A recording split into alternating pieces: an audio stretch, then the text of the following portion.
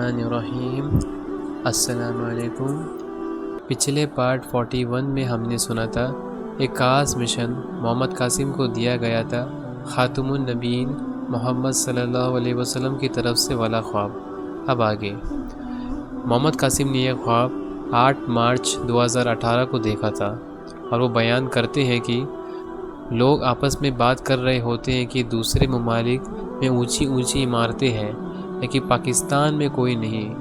پھر میرے ذہن میں یہ خیال آتا ہے کہ مجھے ایک عمارت بنانی چاہیے۔ خواب میں دیکھتا ہوں کہ دنیا کی سب سے اونچی عمارت 110 فلور پر مشتمل ہے۔ میرے پاس ایک زمین کا پلاٹ ہوتا ہے اور میں کسی سے پوچھتا ہوں کیا اس زمین پر عمارت بن سکتی ہے؟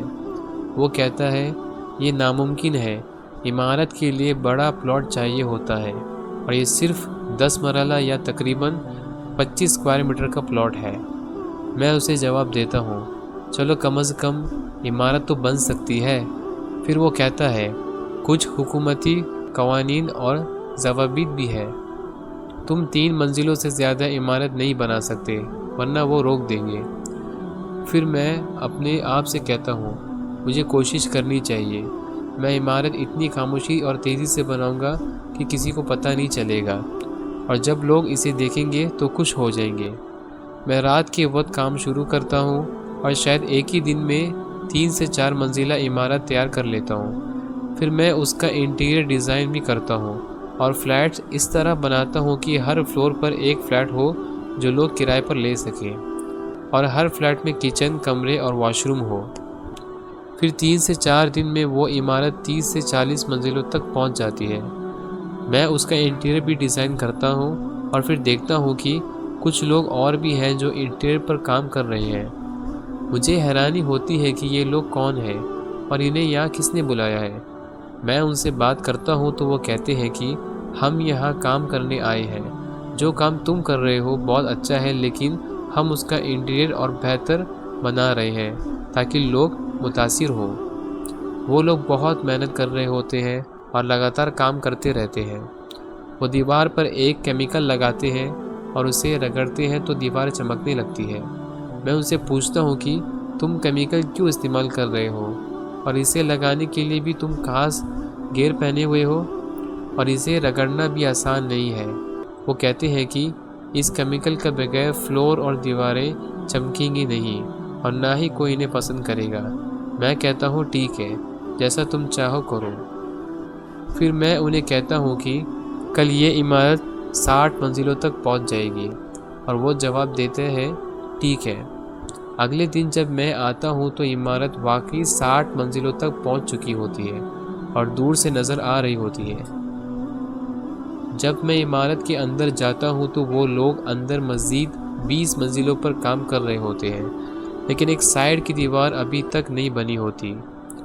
یہاں مجھے تھوڑی فکر ہوتی ہے کہ ہم نے 60 منزلیں بنا لی ہے لیکن اگر عمارت کمزور ہوئی تو گر نہ جائے، اور ایک سائیڈ کی دیوار بھی ابھی تک نہیں بنی۔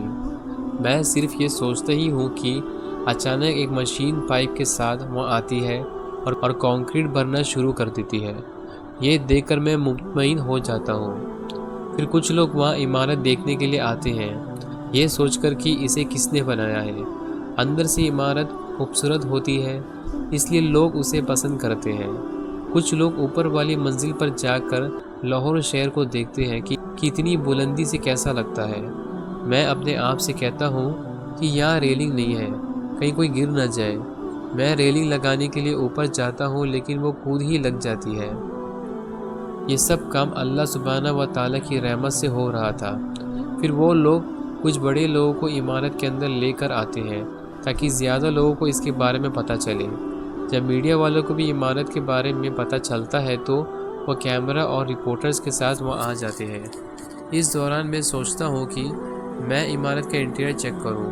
جب میں چھت پر جاتا ہوں تو وہ لوگ وہاں ہوتے ہیں اور ٹی وی پر دکھا رہے ہوتی ہے کہ اب تک یہ پاکستان کی سب سے اونچی عمارت ہے۔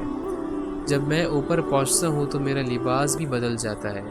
وہ لوگ میڈیا والوں سے بات کر رہے ہوتے ہیں لیکن جب میں آتا ہوں تو جرنلسٹ کہتے ہیں کہ قاسم بھی یہاں آ گئے ہیں، ہمیں اس سے پوچھنا چاہیے کہ اس نے یہ عمارت کیسے بنائی۔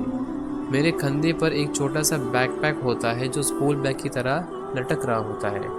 جب میں بھاگنے اور عمارت سے چھلانگ لگانے والا ہوتا ہوں تو وہ لوگ کہتے ہیں کہ تم کیا کر رہے ہو؟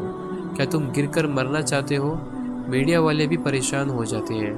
شاید میں انہیں کہتا ہوں کہ فکر کی ضرورت نہیں۔ پھر میں عمارت سے چھلانگ لگاتا ہوں اور ہوا میں رہتا ہوں۔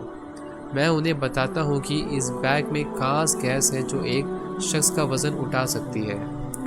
پھر میں ہوا میں دوڑتا ہوں اور دور چلا جاتا ہوں اور عمارت کو دیکھ کر کہتا ہوں کہ یہ دنیا کی سب سے اونچی عمارت بنائی ہے اور اللہ سبحانہ و تعالیٰ کی رحمت سے اب یہ کام آسان ہو گیا ہے۔